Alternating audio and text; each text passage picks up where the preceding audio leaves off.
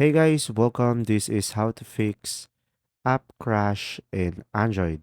So guys, if you have an application keep crashing, for example, I have a CapCut that keeps crashing, what I could do is just simply go through the settings into my phone. Now, once I am on my settings, I'm gonna go to the apps. And now here on the apps, just simply search for the specific application that you are having problem with. So in my case, it will be CapCut. And now from here, you could just simply go for the storage. And here on the storage, you will have an option, clear cache. So go ahead and tap on that. And now, if it still doesn't work, you can just simply go back over here and tap on clear data.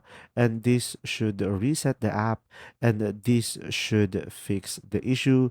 And now, if it still doesn't work, make sure to have the latest version of the application on the Google Play Store. So make sure to check if there is any update and you should be able to fix it. If you found this video helpful, please like and subscribe.